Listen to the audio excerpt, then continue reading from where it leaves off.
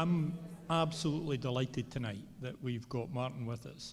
And I think Trivium is one of the best books on education that I've read in recent years. What he does with it's remarkable, because he sits astride a major debate in education that we're about to enter into in a significant way in Scotland. Because the real tension in that debate is between traditional and progressive approaches. And the discussions tended to become polarised around that in the way that the discussion around standardised testing in Scotland's probably about to become polarised. And what Martin's done in his book is to go right back into some of the oldest historical traditions around education, to look at thinking and development from Greek times forward, and through that looking backwards, come up with a way of integrating, if you like, traditional and progressive approaches in a way that makes sense. Huge emphasis on what would appear to be very much classical approaches, but driven, interestingly, in Martin's case, by a completely different background. He came into this as a drama teacher, as somebody committed to creativity. In the early part of the book, he talks about that. So he brings an absolutely different perspective from a number of the other people that are associated with these dialogues and debates, who are coming into it from a research perspective. Martin's research and the way that he writes in the book about research is absolutely impeccable. I mean, one of the best things about the book is it saved me reading at least 20 other books, because he summarises them, picks up the main points. He does that incredibly well, and because he's a nice kind of tweedy guy with an interestingly similar hairstyle to the one that I aspire to, I'm prepared to believe him. So I've turned my back on all other reading, and I'm just reading Trivium.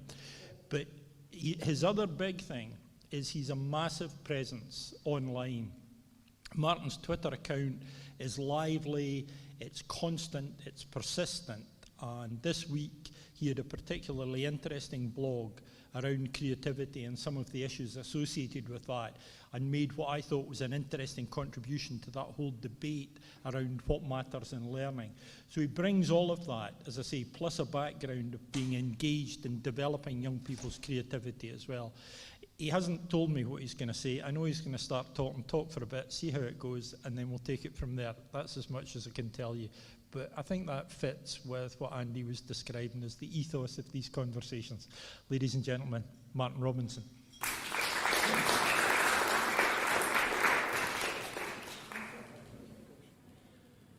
Oh, can I wander around a bit? Is that all right?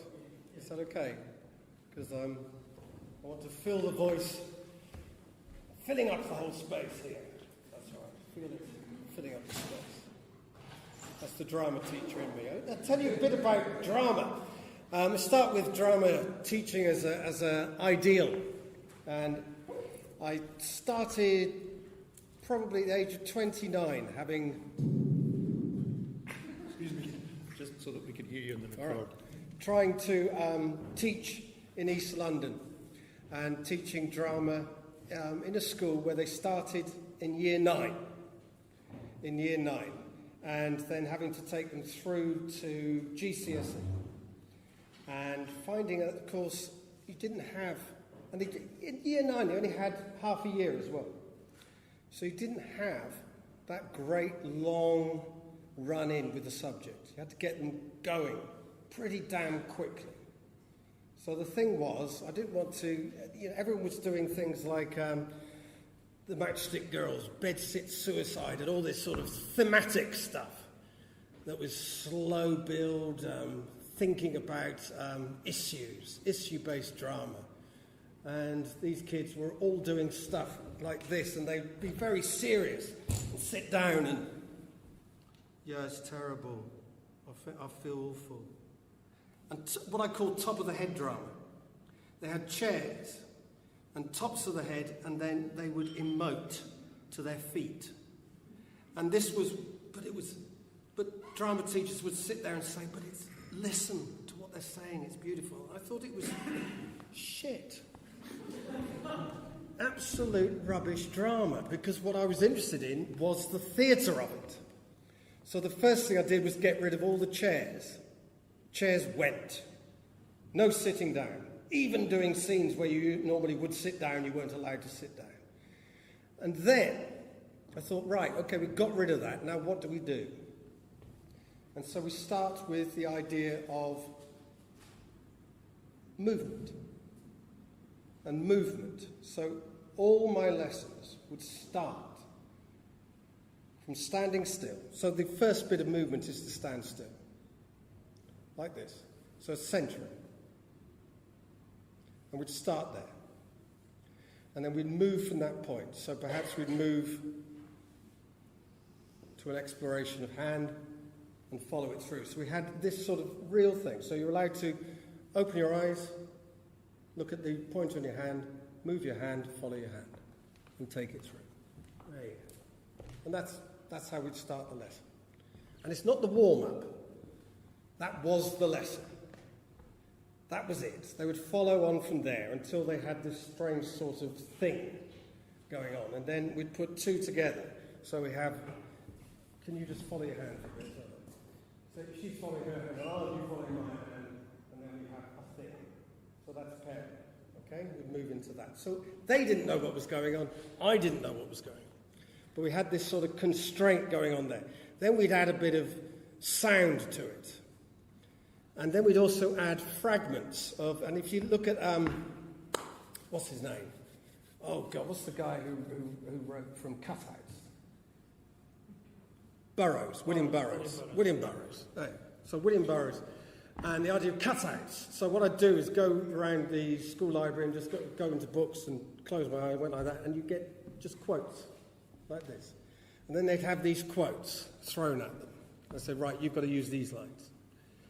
So you have the constraint of movements, you have the constraint of the number of people, what they're doing in there, and then you have constraint of sound, and also the idea of you use these words.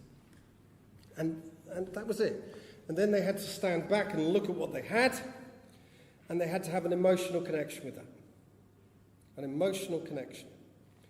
And then from there, you have these framed moments that we would do. We say, well, that's it. You've got a strange thing that moves, and it's sort of got an odd sound to it, and it's got those words to it, and it seems to start there and stop there. So what's the best framing for it? So we'd frame it, and we'd log it, and keep that. They say, right, now log a few more. And they'd log loads of these things, and then we'd look at them, and then we'd use the intellect. Right, how does this connect? And we connect it together with the idea of a narrative and try and pull that narrative together somehow. And characters would emerge, themes would emerge, ideas would emerge. And from that, we then move to performance. Right, how to make that work on the stage that we're working on. And that was it. And that's all I did, really, as a creative drama teacher. That would be my approach. So we'd start from absolutely the smallest movement, and we'd end up with a piece of theatre. And the theatre pieces would look completely different from each other. They'd start from the same place and end up in totally different places. Totally different places. They start off with very strict constraints that you have to do this, this, this, and this.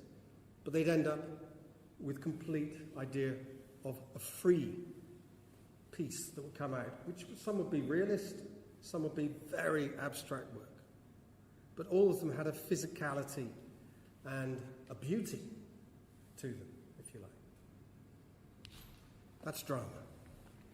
My reaction was purely against thematic work, because if kids were asked to do a play about drugs, they'd always do the same play about drugs. In other words, drugs are bad. Yes? So to show that you wouldn't have generally if they're doing kids are doing a play on drugs, they're not doing drugs are great. They don't tend to do that play. So they do drugs are bad, and someone dies. Someone dies, the central character will die, and not only that, they will do this bit where they all pick up the character, like this, and then the lights will turn red, and there'll be some sort of strange sort of power ballad played in the background, you know. Not let it go, but something like that. Let it go. No, don't let it go. But, that sort of thing will happen, and then they'll carry it through, and then you'll have a scene, or you have a scene before that with the life support machine. And then, forcing the tears out, and then the gravestone scene.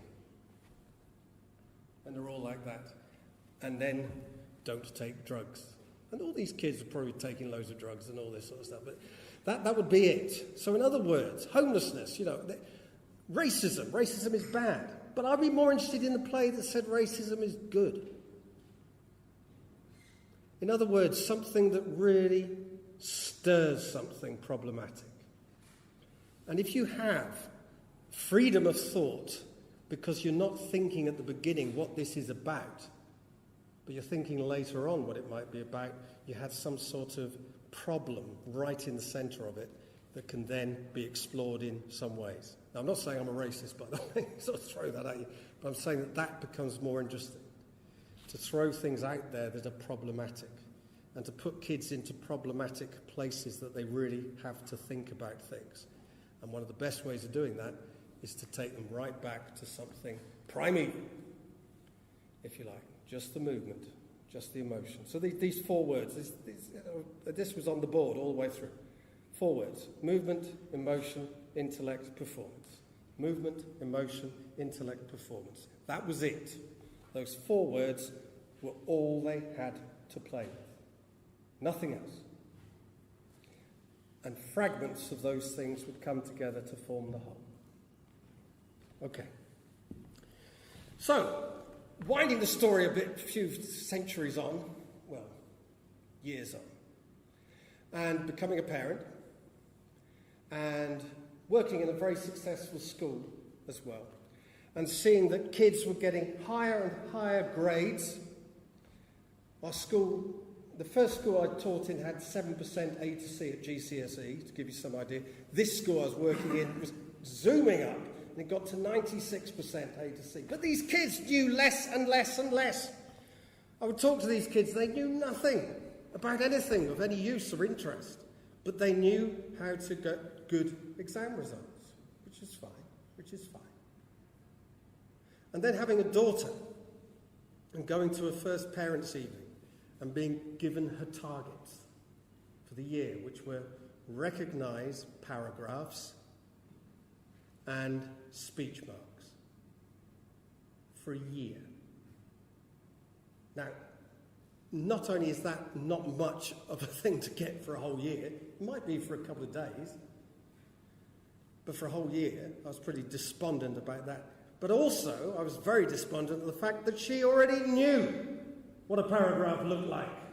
She already knew what speech marks were, because she was already playing characters in the Gruffalo and all those things, and she would do the lines in between the speech marks. So she knew things. So I started thinking, right, number one, this school's not helping her. It's not doing anything for her. I'm not doing anything for these kids in our school. Our school's not doing anything for kids. There is a problem here. So what do we need to do with education to sort it all out? And of course, then I started thinking, right, I know, heroically, let's home educate her. And then I slowly began to realise that really I was so limited in myself that was not going to be a possible outcome. But I started looking into classical education. Just happened to. And then I came across this thing called the Trivium, which I'd never heard of before. And the Trivium delighted me in one way, particularly because it had 3 things. 3 things. 3 ways, Trivium. 3 ways that come together. And those 3 ways were grammar, dialectic, and rhetoric.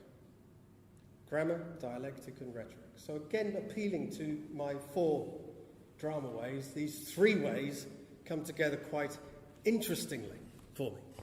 And I started looking into it more and more, and finding out, right, grammar is not grammar, the English grammar, Latin grammar. That was part of it.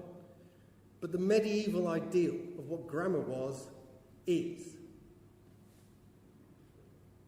absolutely, look in the Oxford English Dictionary, that's a good one. Good place to start. They give an example. The grammar of wine.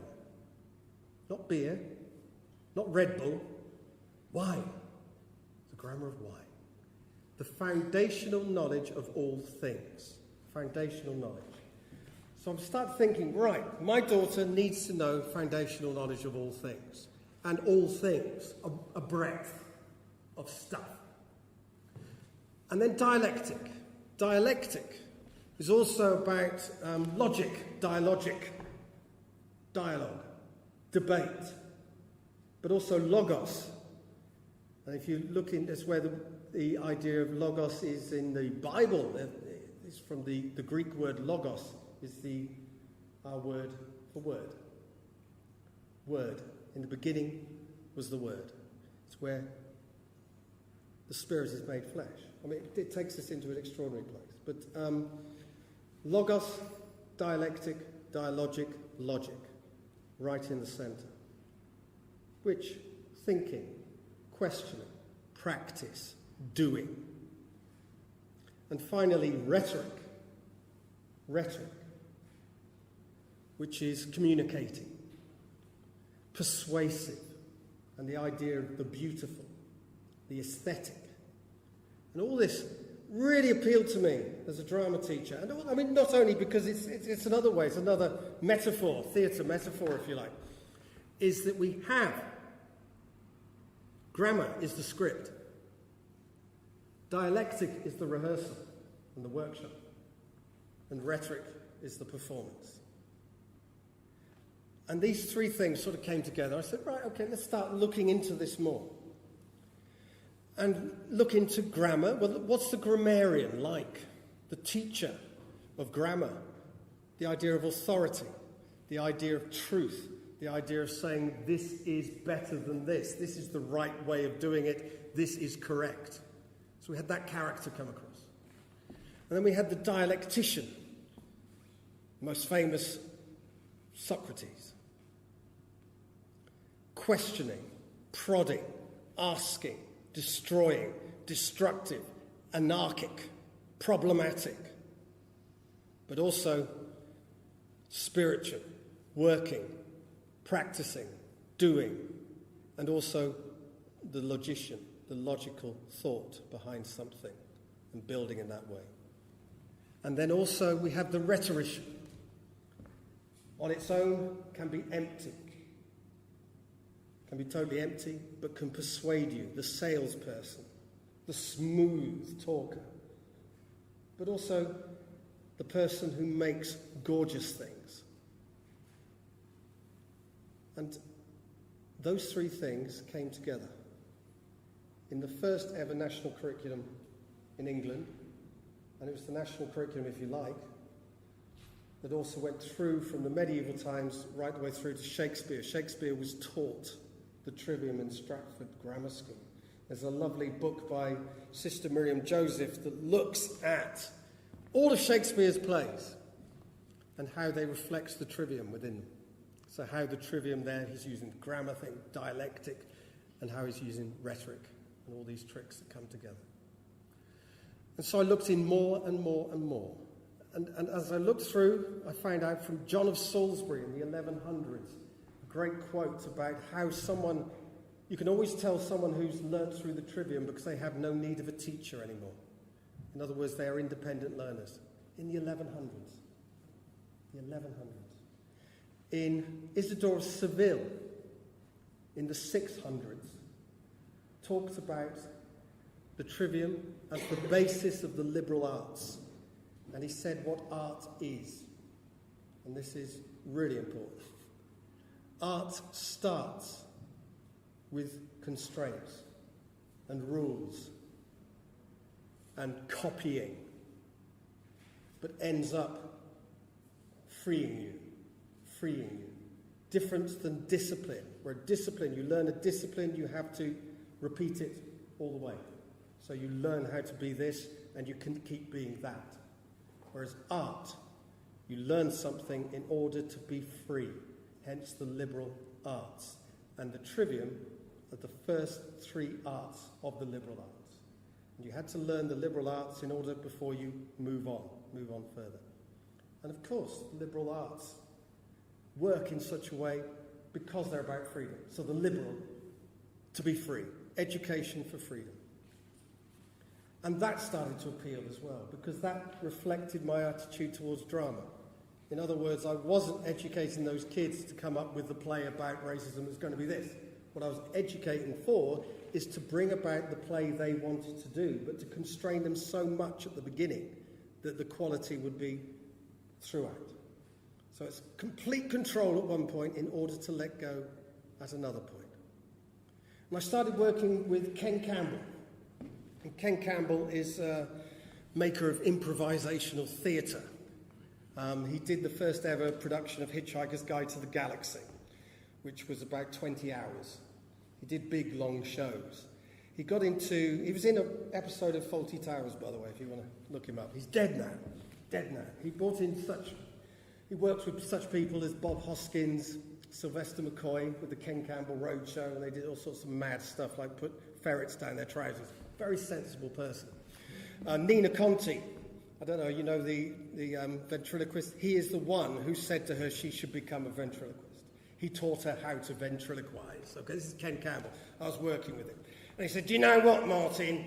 I was taught Latin in Chigwell School, and I was taught violent Latin. Sum est, sumus estis, whack! And do you know what, Martin? I learned Latin really well. So I'd recommend, if you're going to teach violently. It really works with kids. Anyway, he said he would run improvisational theatre classes. Okay? And he was a complete dragon when he worked with me. But he then turned these into shows. And he got into the 24-hour improvisation, then the 36-hour improvisation, and then the 48-hour improvisation. So these actors would work for 48 hours, and every 4 hours they could have half an hour off. Yeah? So they would go and rest in the green room. But this would go on and on and on. And he said, the secret of creativity, Martin, is constraints. Constraints. That's the secret of creativity. And putting constraints in to this improvisation allowed the thought processes of those actors who were getting more and more tired, which was deliberate for him to stop them trying to think how to protect what they were doing, but to get to a point where they would open out completely. So his idea was to constrain it so much, but allow them to get to a point where those constraints then begin to take over and go off. And he said 36 hours is the time to come and see them. At the 36th hour, that's when they're completely gone. And they're over there, they're over the top there. And at that moment, you go there and these actors would be at extraordinary places. It's quite frightening, really. But, constraints. Creative teaching is not about freedom. Teaching creativity is about putting the constraints in place, but ending up with free expression. You don't start with a free expression, because you start with a free expression, you end up with nothing. You start with the constraints, you end with the freedom, not the other way around. And I think the same is for schooling and teaching. You start with the grammar. You start with the tradition. And you end with free thinking, people expressing themselves in different ways. And that's the process you need to go through. So you don't start with project work, but you can end with it. And those things, when they come together, you pull together two completely different schools of thinking. And that's the traditionalist school, which says this, the grammarian, with the breaking, the anarchic, the difficult, the contradictory, progressive school of dialectics. And you haul those two things together. And as a teacher, you play with those two things. So always doubt, uncertainty, undermining the certainty that you brought in with grammar all the time. So somewhere you bring in the constraints, but then you undermine them. And where those two things come together, the third thing, when they know the rules of rhetoric, is how to express themselves freely. And that, to me, is the essence of creative teaching and learning, but also of creativity itself. Thank you. Interesting. Does anyone want to come back on any of that right now? I mean, if I may, one of the things which I think has been completely opened up is that the whole discussion that we're having in Scotland just now around early years and the importance of play, and there's a huge sense around amongst lots of early years practitioners that we get children into school too soon, that we create a school-based experience for them too quickly, that they don't make that progress. And it's interesting, when you talk about starting from the constraints, Martin, where do you sit in terms of that concept of play as a key means of learning, particularly in early years? Okay, right. I mean, let's first of all talk about play before I talk about early years, because there's two slightly different things going on there. If you watch kids playing, what do? Their first, possibly the whole playtime is about trying to work out the rules of the game they're just about to play. You do this, you do that, and it's infuriating to watch. You get on and play, but no, they look for rules. They look for parameters in order to frame the game they're going to play. We all did it. Even if it's just when I was a kid, playing Second World War was de rigueur. That's what we did. So what we'd find, the stick to use as a gun, anything that actually restricted our thought in some way helped. So you'd be the Nazi, so you'd get to stormtroop everywhere and do the goose step. So you'd find your movement for it and all that, and you'd find your accent. We all spoke like this if he was a Nazi, and bang, and all this. So we'd have, we'd put all the rules in, and we'd say, right, I'm going to take it here, and then we'd negotiate the rules as we went with it as well. So rules became very important. The connectivity. Can I give you? No, I won't go there. Early years, I think, personally, I would start schooling at 7. Why? Because it's the traditional age. It seems like a good age to start. But before then, I think some of what you're doing is, as a parent, and as a school teacher and all those things, is putting in certain rules and regulations and ways of seeing the world in which you're in. We're not into Lord of the Flies. And even that's about this, by the way.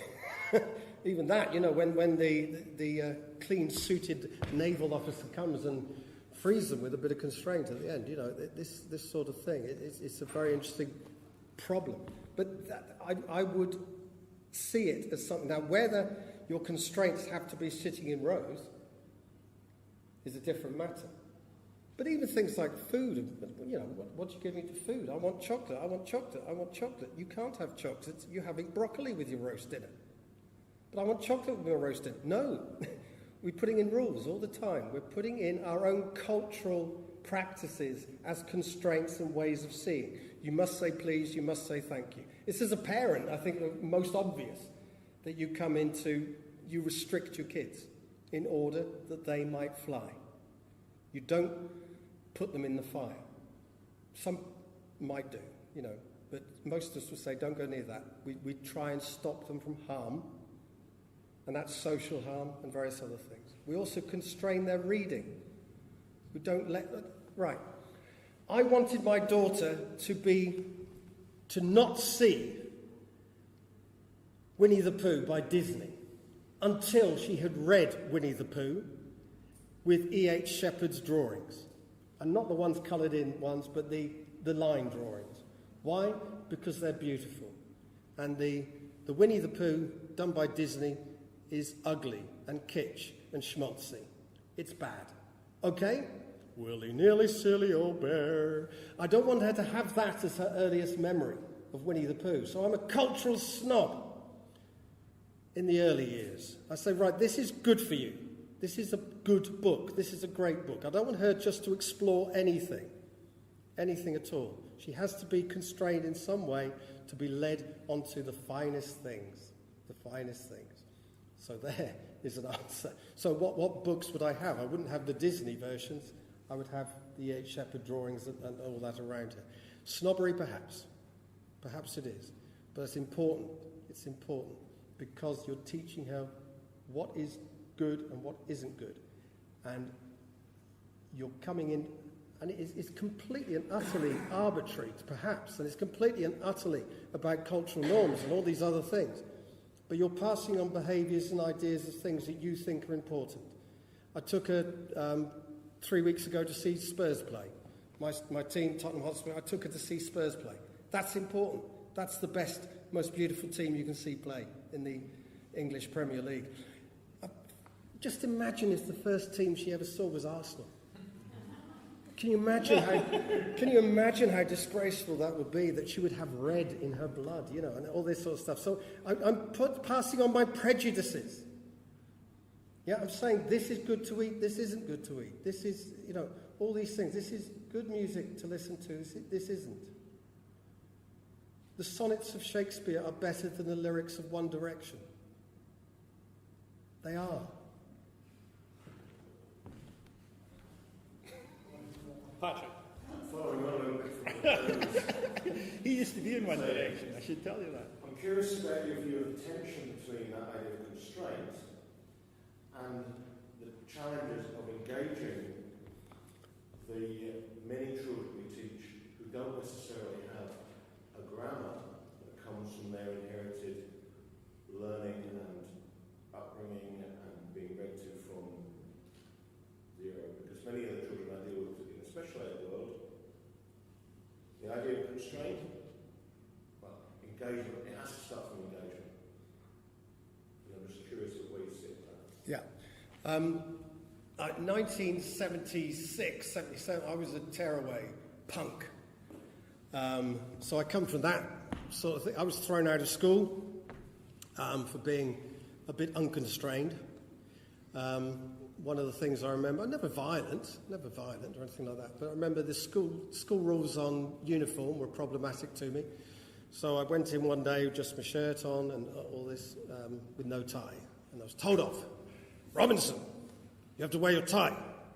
So the next day I went in with my tie but no shirt. That's the sort of kid I was, so awkward, difficult, didn't do very well in exams, all this sort of thing. So to me, it's the tension between those two things. Now, what I found very disappointing about my schooling was that I wasn't being schooled in any way that was engaging me. And what I wasn't being engaged with, if you like, is I wasn't being taught things that had age-old importance to them. I was being taught for an exam by disappointed teachers who had just been comprehensivized and taught in a girls' grammar school. And they just found boys impossible. And they spent all their time just telling us how crap we were. And we'd come from the secondary modern. And we were thrown together at the same time.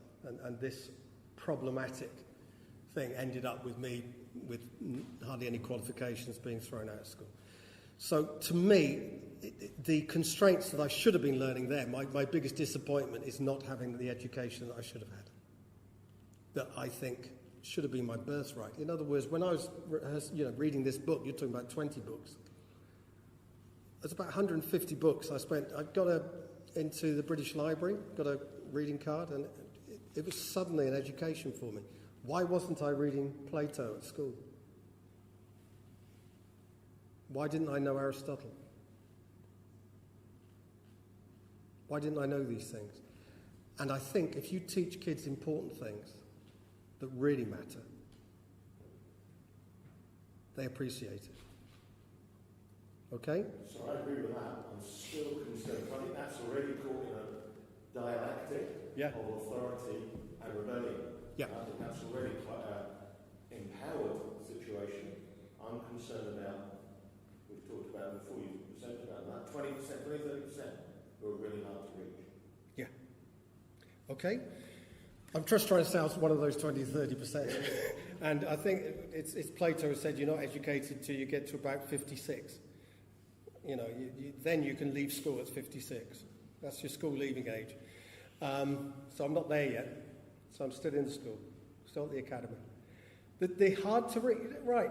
There's the Workers' Education Association, people like Ruskin College in Oxford, and these sorts of things, where your institutions actually in place are the places where you get the hard to reach. The trouble is, if you've got a collapse of institutions, you've got a collapse of places where people come together.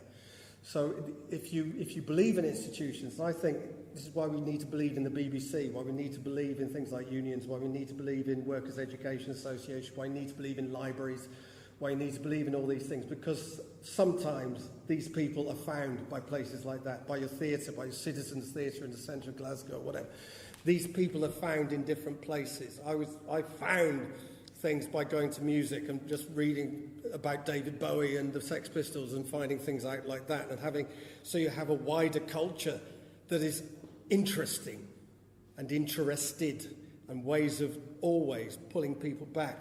I love what Gove is saying about what he wants to do in prisons. I don't know whether he's going to do it or not, but the idea of actually educating people in prisons.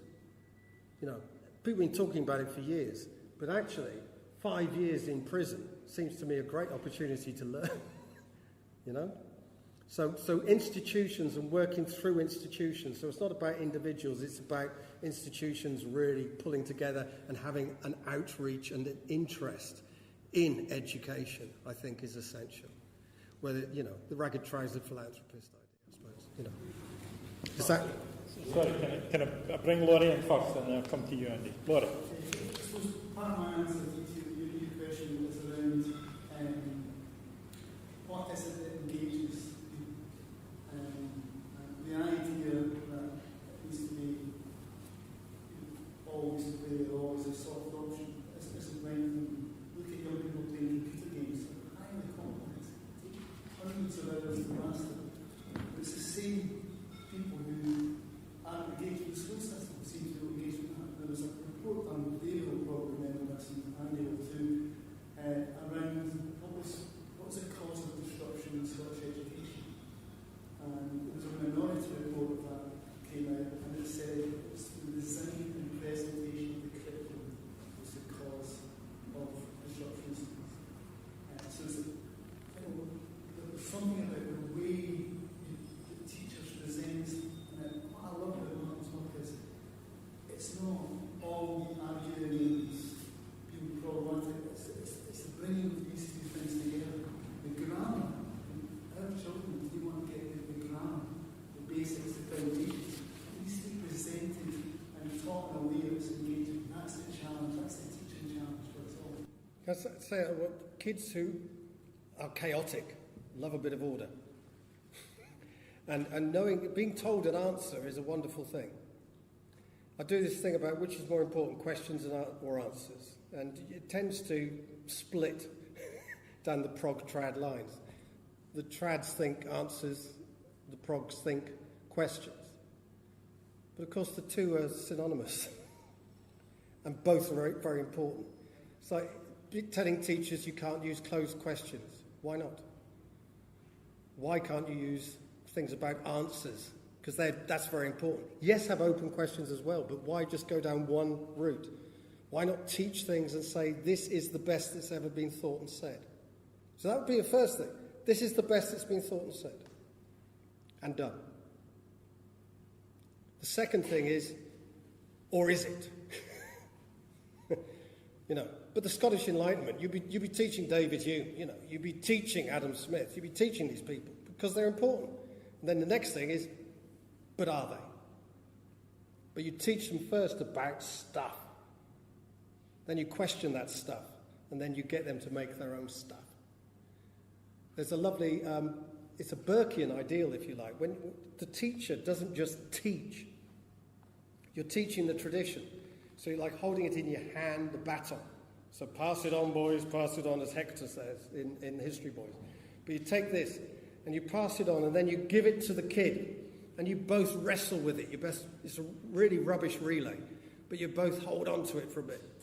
And then at some point they take it on, and they take on that. But they're also passing that on. So when you're teaching what's from before, you're teaching in the present, so all the arguments and difficulties and other things that came from before. But you're also not just teaching that kid, you're teaching their children, and their children, and their children. That's your role.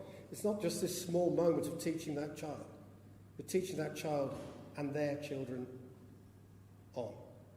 And that sort of import, if you like, for a kid who's wayward or finding things difficult, is putting them into the great tradition that is an extraordinary thing.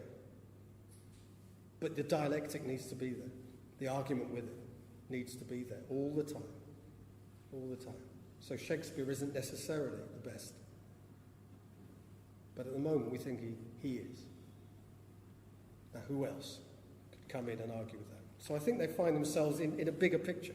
I think that's important, rather than we're going to educate you so you can get to do this job. Andy? I don't think I'd ever say I'm a Walt Disney fan, but I want to come back to that about making education inclusive. And we've got 22% of our children in Edinburgh who are living in poverty. We've got statistics banded about that by the time they reach school age 5, those in poverty are 6 months or more behind their contemporaries. If we were to follow what you're suggesting, starting in 7, and obviously doing nothing, then these children will be further and further behind. And I know you're not suggesting that at all. But in a context where we are fed a diet, I suppose, of early learning, the earlier the better, and the 0 to 3 experience for children is totally formative. What does the family do who enters education formally at 7? What do they do, and what do we as educators do for those people who, really engage in a creative form of education, which we're not doing at the moment? Right. Let's say it's 7. What I'm talking about is formal education at 7. The idea of introduce 2 subjects, 2 ideas to that. Before then, definitely early years stuff going on. Now, whether that's at the home or supported by the institutions around, so whether that's nursery institutions or whatever you would call them, then those things would be in place. And I think certainly if you've got no institutions at all around you and you're expecting everyone to go out to work or workless or whatever is going on around you, then you need to have places that the churches used to be and other places like that, and communities used to look after their own in some way. Well, that, and grandparents and all those things. Those things need to be in place, and if they're not being provided for, the state should provide those things, because that to me is essential. As for what you're doing, well, you want to get kids to read and write and speak, and you want to be able to introduce those things early, though whether it has to be a great rush to be the earliest, I don't necessarily think it has to be. So perhaps 7, 8 is fine for that. I mean, there's evidence that if you learn to read at 7, you'd soon catch up with those who learn to read sooner and all that. But, go with the evidence on things. But certainly those things should be in place with that. But also breadth of, experience. I think that's important. And that should keep going all the way through. So I'm not into a diamond idea that we all start off learning to read and then we zoom out and do a bit more and then we narrow down again. I would keep that going with breadth all the way, breadth of experience, breadth of... the useful thing about teaching subjects is they're getting the breadth. I think it's a wonderful thing to have drama teachers in primary schools and art teachers and maths teachers, because they're getting it. They're not just trying to do it through a bit on project work, they're actually getting the subject and the grammar of those subjects coming through, and they're learning those things in a way. It can be the same teacher, but it's a grammar that comes through. But arguably maths teachers are the worst at teaching grammar and maths. what you're describing earlier on, it's just really interesting. Sorry, let other people come in. It's really interesting because your entire premise initially was based on your disappointment in education. And yet a significant number of the teachers who were disappointing you would have that vision of themselves as the grammarians of a subject and would resent the challenge to educate more broadly. And you know, certainly in Scotland, I was mentioning this to you in the context of the Stirling University research, that one of the issues around embedding curriculum for excellence was the perception that teachers had of themselves as deliverers of a subject and essentially the grammarians of that subject, but were self-deluding around that. Because what they're doing is they're teaching science but not teaching scientists. They're teaching maths but not teaching mathematics. So how do you get that? You know, that transfer from specialism to deep understanding. Can I use an example of football? And I'm not going to talk about Tottenham. Talk about just general football. When I was a kid, we were taught football in this way. You'd have a full-size pitch, and you were little, don't forget. And at the other end of the pitch, miles away, there was a full-size goal with a tiny little kid in it. And on this side, there was a full-size goal with a tiny little kid in it. And you were given a ball, you know, a proper-sized ball, you know, and then you just had to run elf and leather down there and then try and score it in. And if you missed, they all came back, hoofed back, and you'd run that way. And then on the touchline, you put parents and teachers and other kids shouting, swearing at you, and all this sort of stuff. And that's how you'd learn football. And of course, it became famous, the British game, you know, for all this hoiking the ball up and heading it in, and hopefully it was going like that. Where in Brazil and other places, South America, they're learning football de salão. And football de salão, this to me is grammar. This is the grammar of football. So what do they say? Right, this is a ridiculous way of learning football. What we're going to do is, first of all, reduce the size of the pitch, because you're smaller. And then, and this is the mode of genius, we're going to get rid of the goals. And we're going to have two teams. And we're going to have one ball that's quite small and is solid and heavy and doesn't bounce. And we're going to give you score points for passing a ball to someone on your side or dribbling the ball past someone on the other side. And that's how you score points.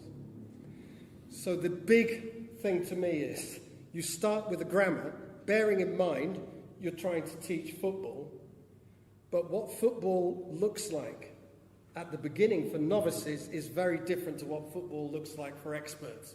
So you don't teach them to be scientists. You teach them the grammar of science that will then change as they go on. So when they are experts and ready to be scientists, they have got the grounding in there. So this isn't football. This is football de salão.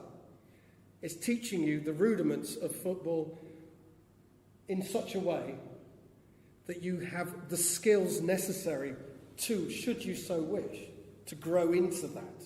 So in other words, expertise doesn't look like novice. Novice doesn't look like the expert. They are two separate things. Just as a bicycle, you don't go on the Tour de France bicycle straight away. You don't get a yellow jersey straight away. You get a balance bike. Or other thing, you know, the pedal bikes or whatever with the, what do you call the things on? Stabilizers. Stabilizers, which apparently are a bad idea, apparently. But yeah, and you teach them how to brake, how to balance, how to steer, you know, all those important things, and pedal. Yeah? So you do it in different ways, and you do it from a... So what it looks like there is different than what it looks like there. Okay, my last question. What's the difference then between grammar and content? Because, you know, classic example in Scotland, for primary, what we've done is we've deconstructed physical education around the concept of basic moves. And we've had highly successful programs running through based on that kind of deconstruction of the activity. So the idea of football with salsa works, and as I say, we've done it in a lot of schools around that concept of movement. And I understand what you're saying about understanding the grammar of the game and then understanding the grammar of the discipline around science. What's the difference between grammar and content? And at what point do they align? Because at times you seem to be talking about both as if they were one. So is there a difference or not? And if so, what is the difference? Right, well, grammar includes the content, because grammar is also the skills, the rules, the usage of those things, the connectivity. I'll bring it in now. The Marshall McLuhan, Marshall McLuhan is probably the progenitor of media studies. He's a philosopher extraordinaire, I suppose, mainly from the 1950s through to 70s. He was in a Woody Allen film, for instance, as Marshall McLuhan, as himself. And Woody Allen's in a queue in the post office, and they were talking about the media. And he sort of says, right, what we need is Marshall McLuhan. If Marshall McLuhan was here now, he would be he could answer this. And then, here's Marshall McLuhan. He answers the question. He was looking at what's the problem with our age. And he's saying this in the 1960s. He's saying the problem with our age, the electronic age, is that we're getting lots of information that's non-linear. It's being thrown at us all the time, all this content, if you like. And because of that, we need children at school to have a new pair of spectacles to make sense of all this stuff that's coming at us. Now, this is just with TV and film and electronic media then. Even more so now. Even more so now. And he said those new spectacles should be old spectacles. They should be the Trivium. Because what does the Trivium do? Well, the important thing about grammar is it connects. It connects things together. So what grammar does is connective. So it's not just a load of content, a list. It's not a list. It's connecting those lists and things together. And that's what grammar does, making a sentence into a paragraph, into a narrative. It makes sense of things. And then and other people say, well, with Google, you can just look something up. But you try looking something up if you don't know anything about it. 12 million hits and you don't know which one's good and which one's true, which one isn't. And if you don't know, it's like asking a child to look up a word if they don't know how to spell it or what it means in a dictionary. They can't do it. They can't do it. And if they do it by some miraculous moment, they might give completely, because there's 4 or 5 different ways of using that word. They might use it in the wrong context because they have no way of using that connected to other things. So grammar is the connectivity that pulls all that content together, if you like. So it's the rules, the content, the understanding of that content.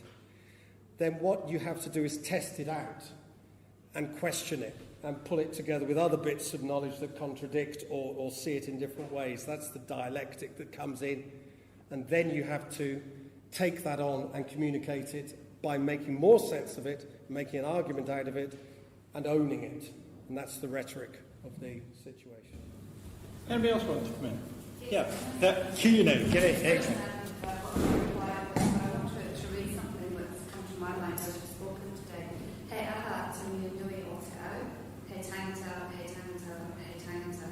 What is the most important thing in the world? It is people. It is people. It is people. You can have the rhetoric, the dialect, the constraints, but this actually comes back to people. 20% have been around for 28 years in education. Only one of that in Scotland, the rest was in New Zealand. But working with that 20% and wanting to move to a creative learning space and not have them excluded and actually have them included in our educational exception. So I've learned is it's actually about people, and we have to teach our teachers to be relational and creative beings, but they have to actually relate to their children. And so therefore, having rules, you're absolutely right, and having the right dialogue, having interesting conversations, but it's got to come from the heart. And not from I am a specialist, but from the heart of the teacher. No, absolutely. And I would 100% go with that. I mean, Montaigne talks about the only way you understand yourself is to look at how other people have understood themselves. And the education I'm talking about, the liberal arts education, is rooted in the humane. It is a humane education. It is about humanity in all its different ways of being, in different environments, in different worlds, in different times.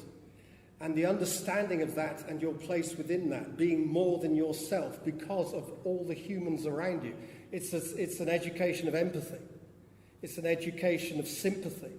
It's an education of feeling that you're not the only one and you're not completely centered. You're actually a very important part of a big going on. It's organic education. It's an organic way. I mean, the reason where there's only three things, if you like, those three things are very simple, but they open up huge complexity. And when they come together is the creative moment. I mean, Herodotus talks about logos, if you like, is when all things come together. When all things come together. And that understanding of pulling together all these disparate ideas and being able to think about things in the whole, and the importance of pulling things together rather than, yes, see them separately, but having the skill then to pull them together is a very important thing. And that becomes character, rather than the opposite of what they're trying to do in England now is, for some, I suppose because the England rugby team is so useless, they're going to sort of try and teach character through rugby, or teach character through the army coming into schools and doing CCF. That's not about character. Character comes from doing things, from praxis, from you don't sit around waiting for your character to develop. You go out and get one by doing things. You are a character. You develop your character. You carry on just by doing stuff. So I would actually, it's absolutely rooted in the same place.